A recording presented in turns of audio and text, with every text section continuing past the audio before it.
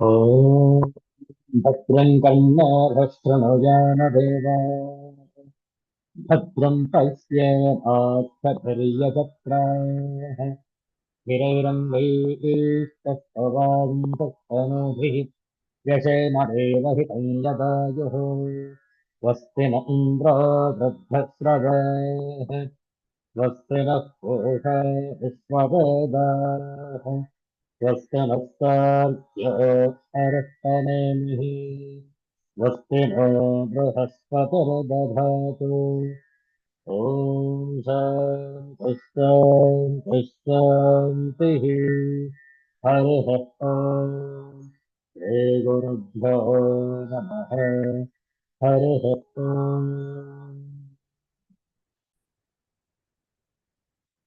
Universal prayer. Let's stand this together. O hidden light, vibrant in every atom. O hidden light, shining in every creature. O hidden love, embracing all in oneness. May each who feels himself as one with thee know he is also one with every other. Om Shanti Shanti Shanti. ಇಂದು ಶುಕ್ರವಾರ ಗುರುವಾಸರ ವಿವೇಕ ಚೂಡಾಮಣಿಯನ್ನು ಅಧ್ಯಯನ ಮಾಡುವಂತಹ ಸಂದರ್ಭ. ಪ್ರಾರಂಭದಲ್ಲಿ ರಂಗನಾಥಾಷ್ಟಕಂ ಇದರ ಪಾರಾಯಣ. ಇಂದು ಮಾರ್ಗಶೀರ್ಷ ಬಹುಳ ಅಮಾವಾಸ್ಯೆ, ಮಾರ್ಗಶಿರ ಮಾಸದ ಕೊನೆಯ ದಿನ. ನಾಳೆಯಿಂದ ಪುಷ್ಯ ಮಾಸ ಆರಂಭ. ಇಂತಹ ಶ್ರೇಷ್ಠವಾದಂತಹ ಅಮಾವಾಸ್ಯೆಯ ಶುಕ್ರವಾರದ ಮುಸ್ಸಂಜೆಯಲ್ಲಿ ರಂಗನಾಥಾಷ್ಟಕಂ ಇದರ ಪಾರಾಯಣ ಶ್ರದ್ಧೆಯಿಂದ ಆಲಿಸುವಂತವರಾಗಿ. ರಂಗನಾಥಾಷ್ಟಕಂ.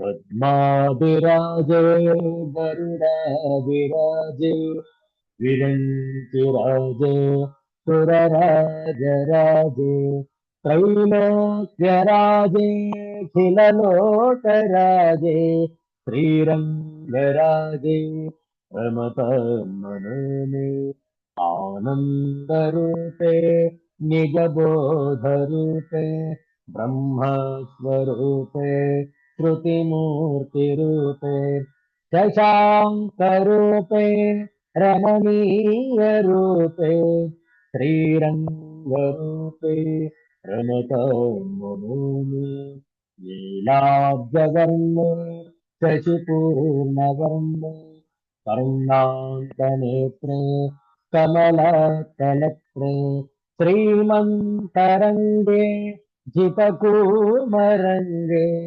श्रीरङ्गरङ्गे रमतामनोमि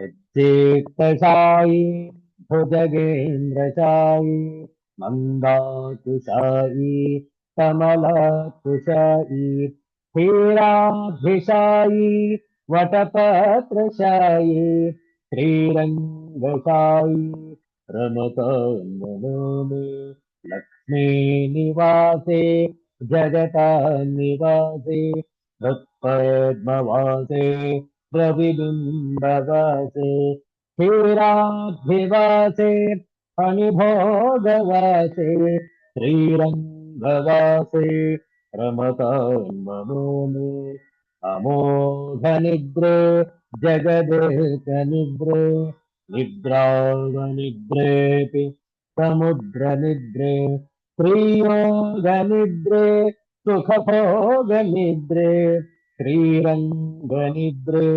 रमतामनोमि ब्रह्मादिवन्द्ये जगदेकवन्द्ये वन्दे मुकुन्दे चरणारविन्दे गोविन्द देवेऽखिललोकलोले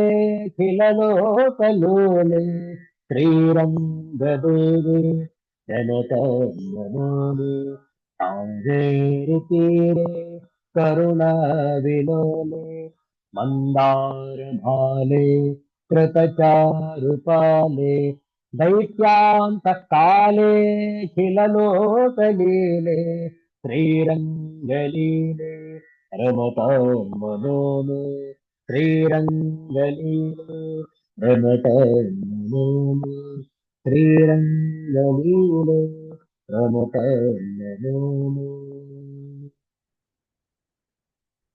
रंगनाथ स्वामी की जय. 2 ನಿಮಿಷ ನಾಮ ಜಪ ನಾವು ಹೇಳಿಕೊಟ್ಟ ನಂತರ ತಾವು ಪುನರಾವರ್ತಿಸಬಹುದು.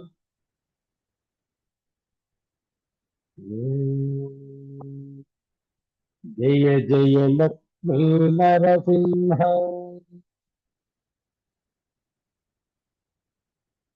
ವಜ್ರಸಂಭಜ ನರಸಿಂಹ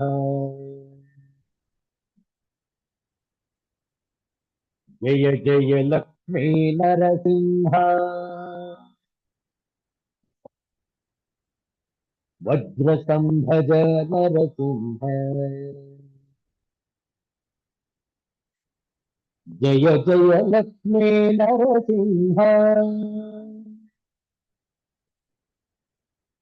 ವಜ್ರಸಂಭಜ ನರಸಿಂಹ ಜಯ ಜಯ ಲಕ್ಷ್ಮೀ ನರಸಿಂಹ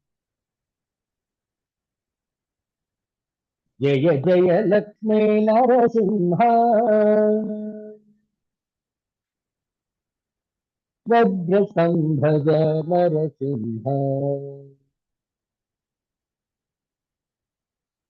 ಜಯ ಜಯ ಲಕ್ಷ್ಮೀ ನರಸಿಂಹ ವಜ್ರಸಂಭಜ ನರಸಿಂಹ ಜಯ ಜಯ ಲಕ್ಷ್ಮೀ ನರಸಿಂಹ ವಜ್ರಸಂಭಜ ನರಸಿಂಹ ಜಯ ಜಯ ಲಕ್ಷ್ಮೀ ನರಸಿಂಹ ವಜ್ರಸಂಭಜ ನರಸಿಂಹ ವಜ್ರಸಂಭಜ ನರಸಿಂಹ ವಜ್ರಸಂಭಜ ನರಸಿಂಹ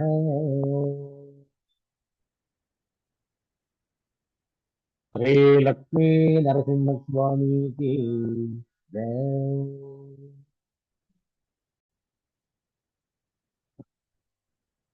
ಸಂಸ್ಕೃತದ ಒಂದು ಶಾರದೆಯ ಭಜನೆ ಹೇಳಿಕೊಟ್ಟ ನಂತರ ಪುನರಾವರ್ತನೆ. ದೇಹಿ ದೇಹಿ ಶರದೆ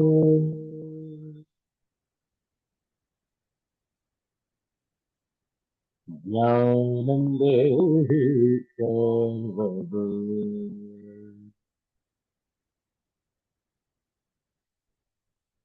ದೇಹಿ ದೇಹಿ ಶರದೆ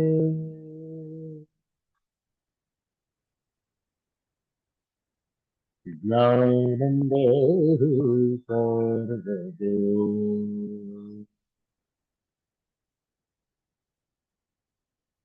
ಪ್ರೇಮ ರೂಪಿಣಿ ಶಾರದೆ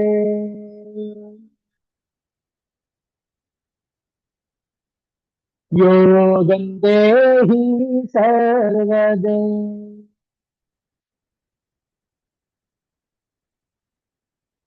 ಪ್ರೇಮ ರೂಪಿಣಿ ಶಾರದೆ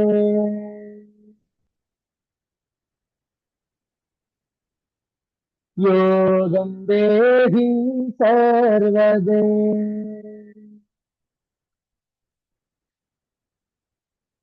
ಬುದ್ಧಿ ರೂಪಿಣಿ ಶಾರದೆ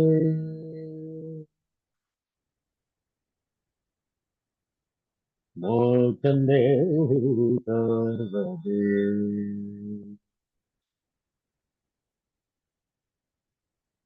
ದೇಹಿ ದೇಹಿ ಶರದೆ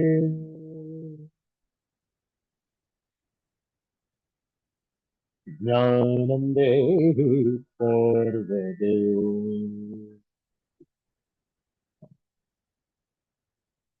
ಹಂಸವಾಹಿನಿ ಹಂಸನಾದಿನಿ ಹಂಸರೂಪಿಣಿ ಶಾರದೆ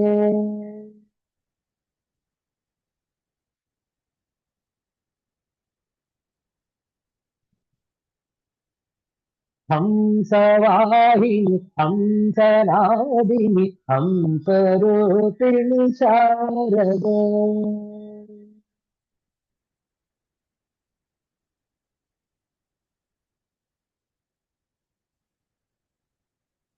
शारदे जय शारदे जय शारदे जय शारदे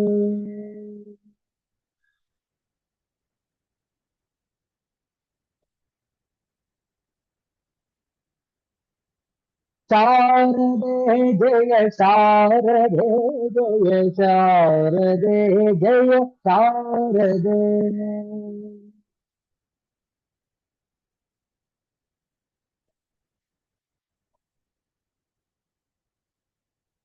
देहि देहि शरदे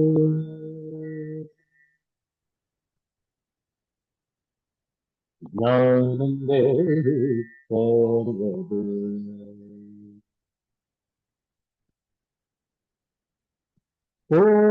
पूर्णचन्द्रकला स्वरूपिणि पूर्णयोगिनि शारदे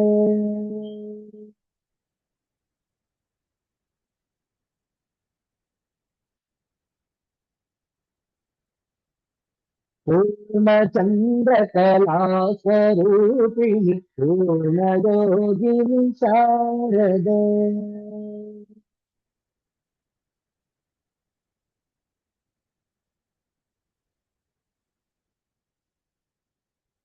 शारदे जय शारदे जय शारदे जय शारदे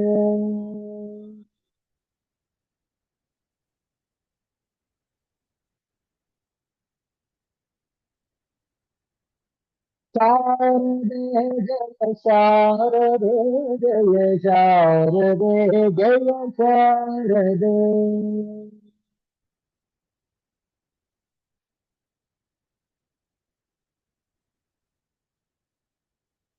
देहि देहि शारदे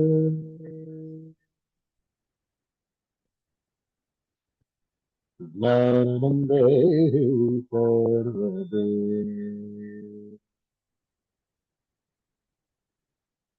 ज्ञानं देहि सर्वदे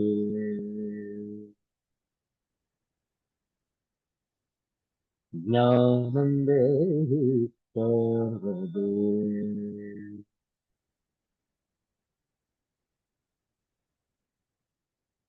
सिद्धांत अवधूत चिंतन श्री गुरुदेव दत्त जय जय रघुवीर समर्थ श्री शारदा माई की जय हर हर नमः पार्वती पतये हर हर महादेव श्री सद्गुरुनाथ महाराज की जय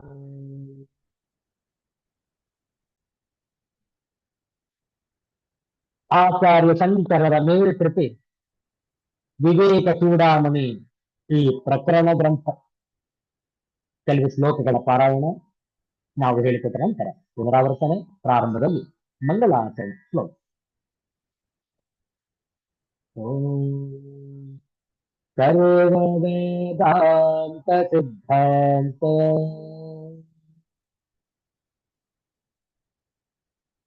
ಗೋಚರಂ ತಮಗೋಚರಂ गोविन्दं परमानन्दं सद्गुरुं प्रणतोऽस्म्यहम् श्रीगुरुं प्रणतोऽस्म्यहम्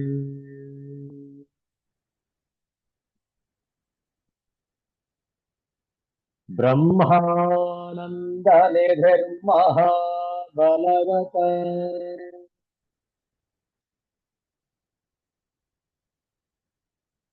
अहङ्कारघोराहिना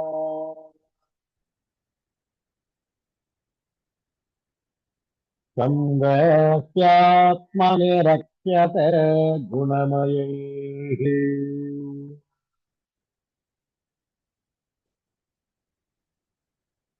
चण्डैस्त्रिभिर्मस्तकैः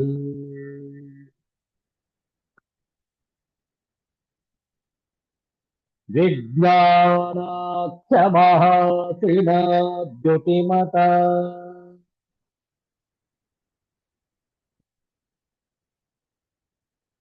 विच्छिद्य शीर्षत्रयम् निर्मूल्याहिनिमं निधिं सुखकरम्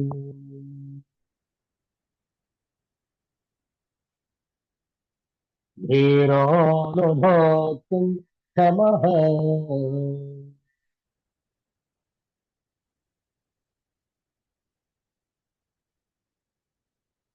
यावद्वा यत्किञ्चित् विषदोष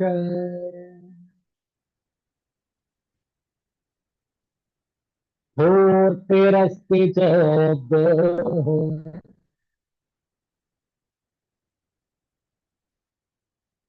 कथमारोग्याय भवेत्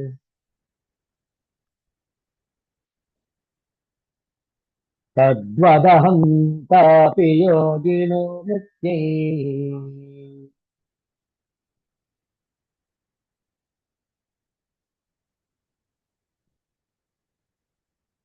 अहमोऽत्यन्तनिवृत्य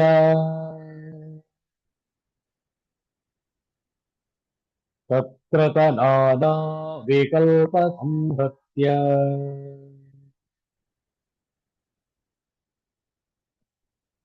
प्रत्यक्तत्वविवेकादयम्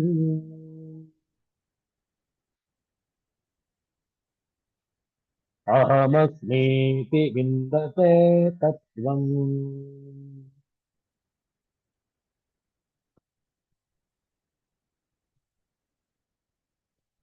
अहङ्कारे कर्तर्यहमिति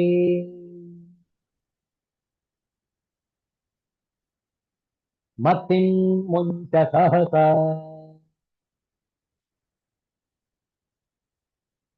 विकारात् मन्यात्मप्रतिफलजुषी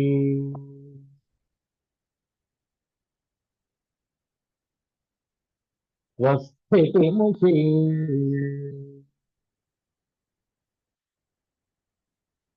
यदध्यासात् प्राप्ता जनिमृतिजरा दुःखबहुल प्रतीकस्मिन्मूर्तेस्तव सुखतनोः संसृतिर्यन्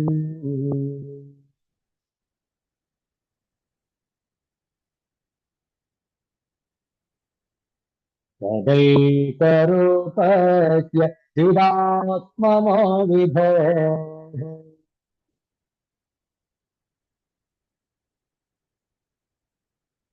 आनन्दमूर्ते अनवद्य कीर्ते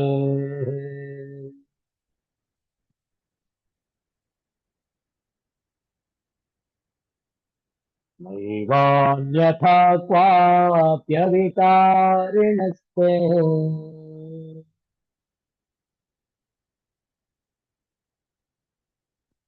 विना मध्यासममुष्य संसृतिः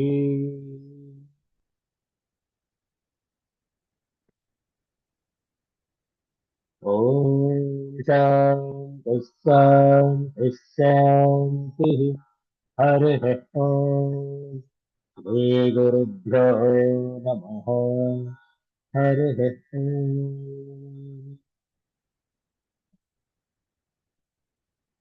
ವಿವೇಕ ಚೂಡಾಮಣಿಯ ಈ ಪ್ರಕರಣ ಗ್ರಂಥದಲ್ಲಿ ಯಾವ ರೀತಿ ನಾವು ನಮ್ಮ ಅಹಂಕಾರವನ್ನು ಹೋಗಲಾಡಿಸಿಕೊಳ್ಳಬೇಕು, ಎಲ್ಲಿಯವರೆಗೆ ಅಹಂಕಾರವಿರುತ್ತೋ ಅಲ್ಲಿಯವರೆಗೆ ಮೋಕ್ಷ ಪ್ರಾಪ್ತಿ ಇಲ್ಲ. ಅನ್ನುವಂಥದ್ದನ್ನು ನಮಗೆ ತಿಳಿ ಹೇಳ್ತಾ ಇದ್ದಾರೆ ಆಚಾರ್ಯ ಶಂಕರ. ಸದಾ ಏಕರೂಪಕ್ಕೆ ನಿತ್ಯವೂ ಏಕಸ್ವರೂಪನಾಗಿರುವ ಚಿದಾತ್ಮನಃ ಜ್ಞಾನ ಸ್ವರೂಪನಾದ ವಿಭೋ ವ್ಯಾಪಕನಾದ ಆನಂದ ಮೂರ್ತೆ ಆನಂದ ವಿಗ್ರಹನಾದ ಅನವದ್ಯ ಕೀರ್ತೆ ನಿಷ್ಕಲಂಕ ಕೀರ್ತಿಯುಳ್ಳ ಅಧಿಕಾರಿಣ ನಿರ್ವಿಕಾರನಾದ ಅಮುಷ್ಯತೆ ಇಂತಹ ನಿನಗೆ ಅಹಂ ಅಧ್ಯಾಸಂದಿನ ಅಹಂಕಾರದ ಆರೋಪವನ್ನು ಬಿಟ್ಟರೆ ಅನ್ಯಥಾ ಬೇರೆ ವಿಧವಾಗಿ ಸ್ವ ಅತಿ ಎಲ್ಲಿಯೋ ಸಂಸ್ಕೃತಿ ಸಂಸಾರವು ನ ಏವ ಇಲ್ಲವೇ ಇಲ್ಲ. ನಿತ್ಯವೂ ಏಕಸ್ವರೂಪನು ಜ್ಞಾನ ಸ್ವರೂಪನು ವ್ಯಾಪಕನು ಆನಂದ ವಿಗ್ರಹನು ನಿಷ್ಕಲಂಕ ಕೀರ್ತಿಯುಳ್ಳವನು ನಿರ್ವಿಕಾರನು ಆದ ನೀಗೆ ಈ ಅಹಂಕಾರದ ಅಭ್ಯಾಸವನ್ನು ಬಿಟ್ಟು ಬೇರೆ ವಿಧದಿಂದ ಎಲ್ಲಿಯೂ ಸಂಸಾರವೆಂಬುದು ಇಲ್ಲವೇ ಇಲ್ಲ. ಅರ್ಥಾತ್ ಎಲ್ಲಿಯವರೆಗೆ ಅಹಂಕಾರದ ಅಸ್ತಿತ್ವ ಅಲ್ಲಿಯವರೆಗೆ ಸಂಸಾರದ ವ್ಯಾಪಕತ್ವ. ಯಾವಾಗ ಅಹಂಕಾರ ಅಳಿಸಿತೋ ಸಂಸಾರವೂ ಇರುವುದಿಲ್ಲ. ಇನ್ನೊಂದು ಸುಂದರವಾದ ದೃಷ್ಟಾಂತವನ್ನು ಕೊಡ್ತಾ ಇದ್ದಾರೆ ಆಚಾರ್ಯ ಶಂಕರರು. ಎಲ್ಲರಿಗೂ ಇದು ಸುಲಭವಾಗಿ ಅರ್ಥವಾಗಬಹುದು ಅನ್ನುವ ನಿಟ್ಟಿನಲ್ಲಿ ಈ ಉದಾಹರಣೆ ನೋಡಿ. ತಸ್ಮಾದಹಂಕಾರಮಿಮಂ ಸ್ವಶತ್ರು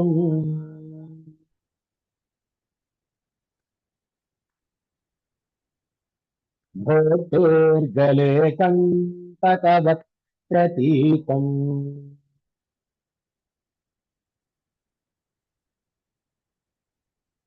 ವಿಚ್ಛೇದ್ಯ ವಿಜ್ಞಾನ ಮಹಾಸಿನಾ ಸ್ಫುಟಂ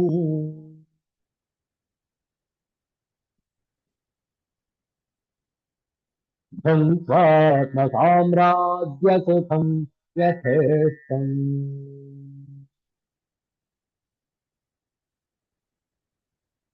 ತಸ್ಮಾದಹಂಕಾರಮಿಮಂ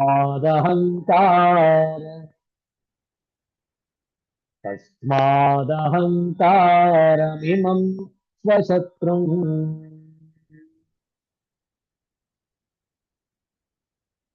ಭೋಟೋರ್ಗಲೆ ಕಂಟಕವತ್ ಪ್ರತೀಕಂ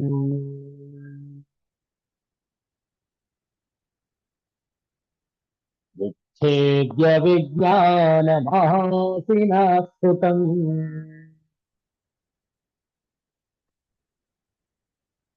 ಧ್ವಂಸಾತ್ಮ ಸಾಮ್ರಾಜ್ಯ ಸುಖಂ ಯಥೇಷ್ಟಂ.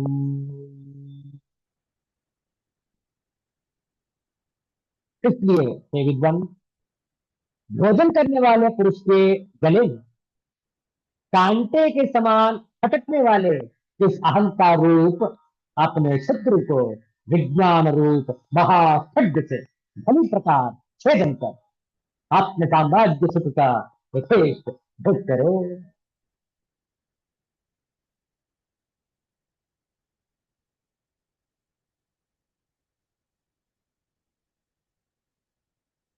Therefore, destroying this egoism by enemy, which appears like a thorn sticking in the throat of one taking his meal, through the great form of realization enjoyed directly and freely the bliss of thy own empire, the majesty of the Atma. What is this great sword, Mahasina? The phrase as it is applicable to only one side of the comparison, namely the enemy, that is Ahankara, and not to the thorn, but not to the thorn, for which it should be interpreted to mean a sharp knife. So you should not confuse with the example for one with the other. You have to be very careful in understanding this simile.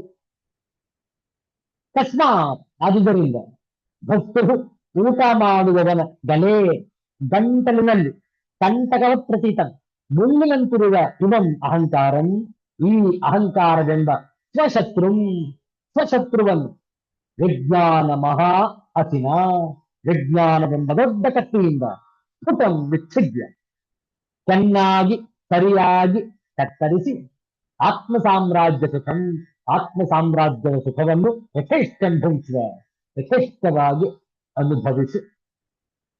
ನೋಡಿ ಈ ಶ್ಲೋಕದ ತಾತ್ಪರ್ಯ ಹಾಗೂ ಉದಾಹರಣೆಯನ್ನು ಸರಿಯಾಗಿ ಅರ್ಥ ಮಾಡಿಕೊಳ್ಳಬೇಕು. ಆದ್ದರಿಂದ ಊಟ ಮಾಡುವವನ ಗಂಟಲಿನಲ್ಲಿ ಮುಳ್ಳಿನಂತಿರುವ ಅಹಂಕಾರದಿಂದ ಈ ನಿನ್ನ ಶತ್ರುವನ್ನು ವಿಜ್ಞಾನವೆಂಬ ದೊಡ್ಡ ಕತ್ತಿಯಿಂದ ಚೆನ್ನಾಗಿ ಸರಿಯಾಗಿ ಕತ್ತರಿಸಿ ಆತ್ಮ ಸಾಮ್ರಾಜ್ಯದ ಸುಖವನ್ನು ಯಥೇಷ್ಟವಾಗಿ ಅನುಭವಿಸು. ಉದಾಹರಣೆ ಸುಲಭವಾಗಿದೆ. ಗಂಟಲಿನಲ್ಲಿ ಯಾವುದೋ ಮುಳ್ಳು ಸಿಕ್ಕ ಹಾಕೊಂಡಿದೆ, ಅದನ್ನು ತೆಗೆಯುವವರೆಗೆ ನೀವು ಮುಂದಿನ ಗುಕ್ಕನ್ನು ತುತ್ತನ್ನು ಸೇವಿಸಲು ತಿನ್ನಲು ಸಾಧ್ಯವಿಲ್ಲ. ಹೌದಲ್ಲ? ಯಾವಾಗ ಗಂಟಲಿನಲ್ಲಿ ಆ ಒಂದು ತಡೆ ನಿವಾರಣೆ ಆಗುತ್ತೋ ಆಗ ನೀವು ಸರಿಯಾಗಿ ಆಹಾರವನ್ನು ಸೇವಿಸಿ ನುಂಗಬಹುದು. ಇಲ್ಲದಿದ್ದರೆ ಸಾಧ್ಯವೇ ಇಲ್ಲ. ಎಲ್ಲಿಯವರೆಗೆ ಆ ಗಂಟಲಿನಲ್ಲಿ ಕುಳಿತಿರುವ ಆ ಮುಳ್ಳನ್ನು ತೆಗೆಯಲು ಸಾಧ್ಯವಿಲ್ಲವೋ ಅಲ್ಲಿಯವರೆಗೂ ಮತ್ತೊಂದು ತುತ್ತನ್ನು ನುಂಗಲು ಸಾಧ್ಯ ಇಲ್ಲ. ಹೌದಲ್ಲ? ಗಂಟನ್ನು ಸರಿ ಮಾಡಿಕೊಳ್ಬೇಕು. ಆ ನಂತರ ಮುಂದಿನ ತುತ್ತನ್ನು ಸೇವಿಸಬಹುದು. ಎಲ್ಲಿಯವರೆಗೆ ಅಹಂಕಾರವೆಂಬ ಮುಳ್ಳು ಸಿಕ್ಕಿ ಹಾಕಿಕೊಂಡಿದೆಯೋ ನಮ್ಮ ಮನಸ್ಸಿನಲ್ಲಿ, ಅಲ್ಲಿಯವರೆಗೆ ಮೋಕ್ಷ ಸಾಮ್ರಾಜ್ಯದ ಪ್ರಾಪ್ತಿಯಿಲ್ಲ. ಯಾವಾಗ ಆ ಕಂಟಕವನ್ನು ನಾವು ತೆಗೆದು ಹಾಕುತ್ತೇವೆಯೋ ಆಗ ಸುಲಭವಾಗಿ ಮೋಕ್ಷದ ಮಾರ್ಗ ದಕ್ಕುವುದು. ಅಂತಹ ಆತ್ಮ ಸಾಮ್ರಾಜ್ಯವನ್ನು ನಾವು ಅನುಭವಿಸಬಹುದು. ಸುಂದರವಾದಂತಹ ದೃಷ್ಟಾಂತ. ಮುಂದಿನ ಶ್ಲೋಕ ನೋಡಿ. ತತೋಹಮಾದೇ ವಿನಿವರ್ತ್ಯ ವೃತ್ತಿ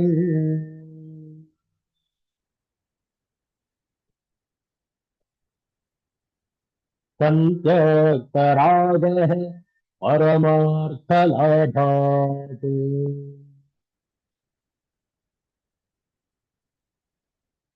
ಯೋಸ್ಮಿ ಸಮಾಸ್ವಾತ್ಮಸುಖಾನುಭೂತ್ಯ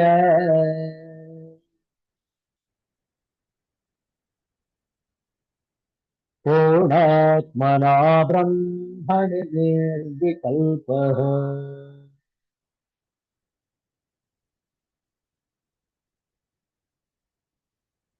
ತತೋಹಮಾದೇರ್ವಿನಿವರ್ತ್ಯ ವೃತ್ತಿ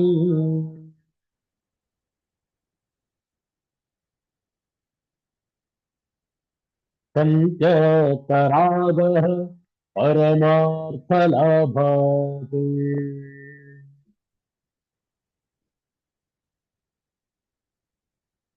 ಯೋಸ್ಮಿ ಸಮಾಸ್ವಾತ್ಮಸುಖಾನುಭೂತ್ಯ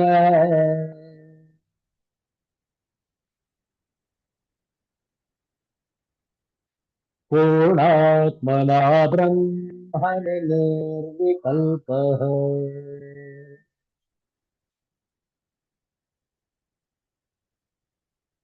फिर अहंकार आदि की कर्तृत्व भोक्तृत्व आदि वृत्तियों को हटाकर परमात्म तत्व की प्राप्ति से राग रहित होकर आत्मानंद के अनुभव से ब्रह्म भाव में पूर्णतया स्थित होकर निर्विकल्प और मौन हो जाओ.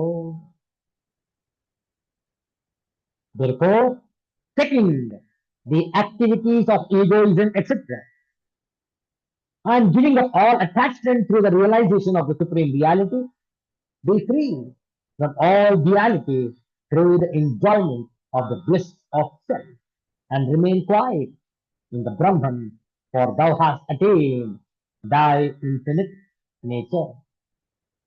Egoism with its two forms, I and mine, ahankara, mamata, both have to be annihilated. ತತಃ ಅನಂತರ ಅಹಂ ಆದೇಹ ಅಹಂಕಾರವೇ ಮೊದಲಾದವುಗಳ ವೃತ್ತಿಯನ್ನು ವಿನಿವರ್ತ್ಯ ತೊಲಗಿಸಿಕೊಂಡು ಪರಮಾರ್ಥ ಲಾಭಾತ್ ಪರಮಾರ್ಥ ಪ್ರಾಪ್ತಿಯಿಂದ ಸಂತೃಪ್ತರಾಗ ಅಭಿಲಾಷೆಯನ್ನು ಬಿಟ್ಟವನಾಗಿ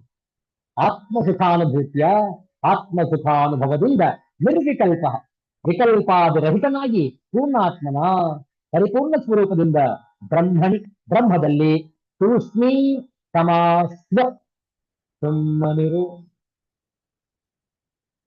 ಅನಂತರ ಅಹಂಕಾರವೇ ಮೊದಲಾದವುಗಳ ವೃತ್ತಿಯನ್ನು ತೊಡಗಿಸಿಕೊಂಡು ಪರಮಾರ್ಥ ಪ್ರಾಪ್ತಿಯಿಂದ ಅಭಿಲಾಷೆ ಇಲ್ಲದವನಾಗಿ ಆತ್ಮ ಸುಖಾನುಭವದಿಂದ ವಿಕಲ್ಪಾದಿರಹಿತನಾಗಿ ಪರಿಪೂರ್ಣ ಸ್ವರೂಪದಿಂದ ಬ್ರಹ್ಮದಲ್ಲಿಯೇ ಸುಮ್ಮನಿರು. ಎಂತಹ ಶ್ರೇಷ್ಠವಾದಂತಹ ಉಪದೇಶ ನೋಡಿ. ಎಲ್ಲಿಯವರೆಗೆ ಅಹಂಕಾರವಿರುತ್ತೋ ಅಲ್ಲಿಯವರೆಗೆ ನಮಗೆ ಆತ್ಮ ಸಾಮ್ರಾಜ್ಯವಿಲ್ಲ. ಆದ್ದರಿಂದ ಆ ಒಂದು ಆತ್ಮ ಸುಖವನ್ನು ಅನುಭವಿಸಬೇಕಾದರೆ ಈ ಅಹಂಕಾರವನ್ನು ಮೊದಲು ತೊಲಗಿಸಿಕೊಳ್ಳಲೇಬೇಕು ಎನ್ನುವುದು ಈ ಶ್ಲೋಕದ ಆಂತರ್ಯ.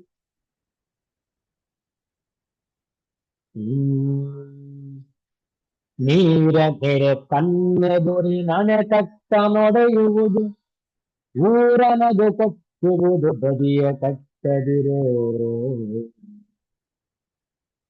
ಏರಿಗಳ ನಿತ್ಯಲದಿ ನಿಲ್ಲಿಸಿ ಹರಿವುದು ಸಮನು, ಪೌರುಷದ ನದಿಯಂತೂ ಮಂಕುತಿಮ್ಮ.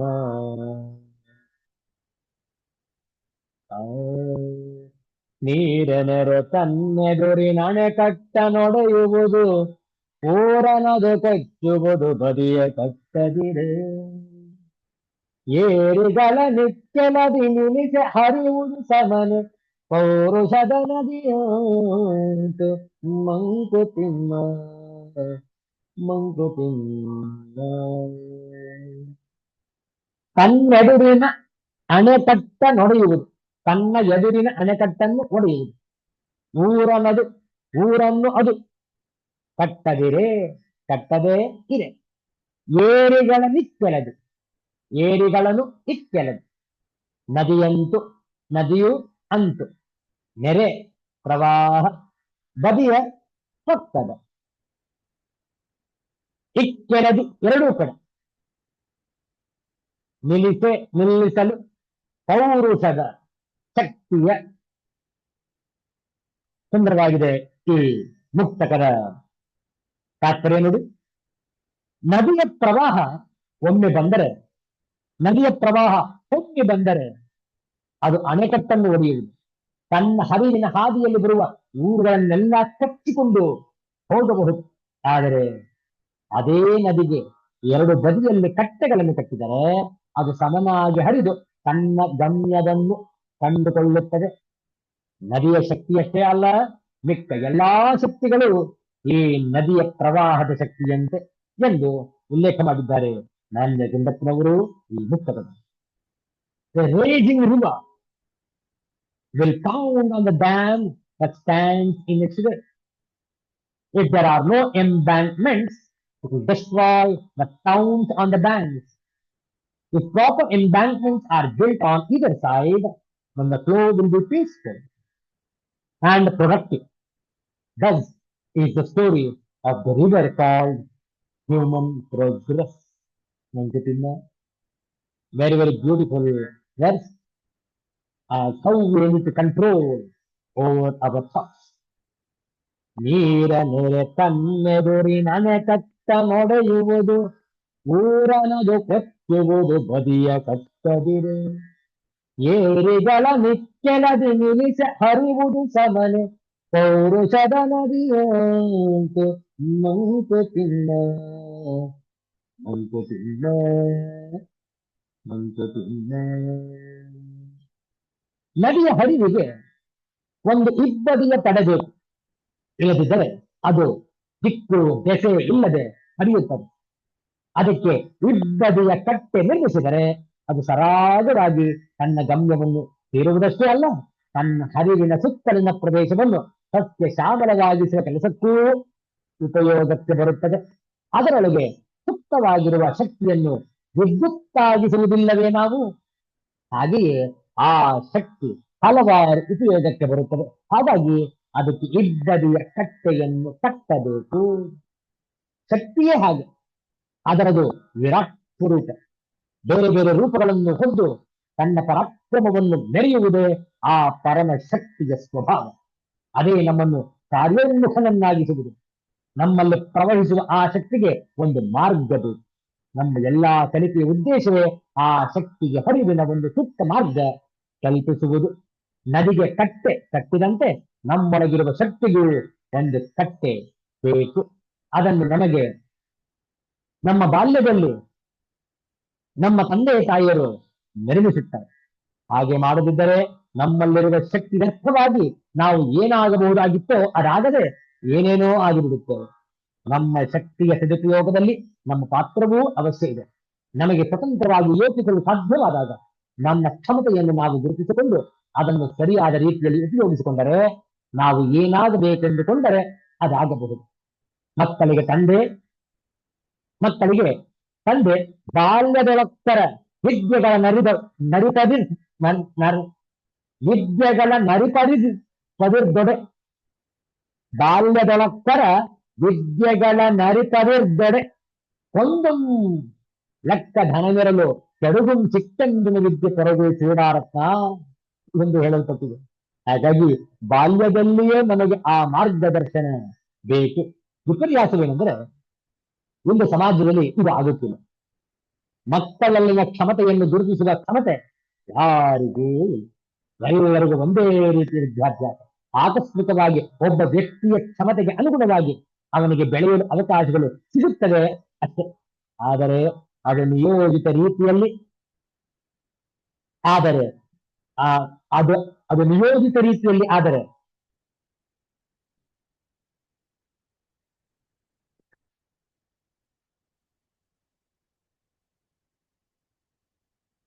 ಆಕಸ್ಮಿಕವಾಗಿ ಒಬ್ಬ ವ್ಯಕ್ತಿಯ ಕ್ಷಮತೆಗೆ ಅನುಗುಣವಾಗಿ ಅವನಿಗೆ ಬೆಳೆಯಲು ಅವಕಾಶಗಳು ಸಿಗುತ್ತವೆ ಅಷ್ಟೇ. ಆದರೆ ಅದು ನಿಯೋಜಿತ ರೀತಿಯಲ್ಲಿ ಆದರೆ ನಮ್ಮ ಸಮಾಜದಲ್ಲಿ ಇನ್ನೂ ಹೆಚ್ಚು ಹೆಚ್ಚು ಯೋಗ್ಯರನ್ನು ನಾವು ನೋಡಬಹುದು. ಶಕ್ತಿಗೆ ಅಥವಾ ಪೌರುಷಕ್ಕೆ ಒಂದು ಮಾರ್ಗದಲ್ಲಿ ಕಲ್ಪಿಸಿದರೆ ಅದು ಸಮಾಜಕ್ಕೆ ಉಪಯೋಗವಾಗುವ ರೀತಿಯಲ್ಲಿ ಬೆಳೆಯುತ್ತದೆ.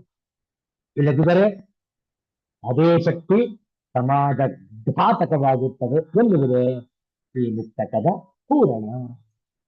ಅತ್ಯಂತ ಸೊಗಸಾಗಿತ್ತು ಈ ಚಿಂತನೆ. ನಾವು ಬಹಳ ಎಚ್ಚರವಾಗಿರಬೇಕು. ಆ ಅಣೆಕಟ್ಟನ್ನು ನಾವು ನಿರ್ಮಿಸಿಕೊಳ್ಳಬೇಕು ಎನ್ನುವಂಥದ್ದು ಈ ಮುಕ್ತಕದ ಆಂತರ್ಯ. ಒಳ್ಳೆಯದು. ಇಲ್ಲಿಗೆ ಇಂದಿನ ಸತ್ಸಂಗವನ್ನು ಸಂಪನ್ನಗೊಳಿಸೋಣ. ಮುಂದಿನ ವಿಚಾರವನ್ನು ಮುಂದಿನ ಶುಕ್ರವಾರ ಮುಂದುವರಿಸೋಣ. ಶಾಂತಿ ಮಂತ್ರ.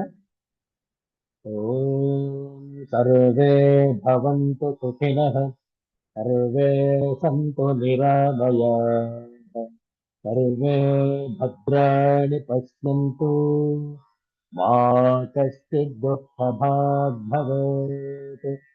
ಓಂ ಶಾಂತಿ ಶಾಂತಿ ಶಾಂತಿ. ಹರಿ ಓಂ.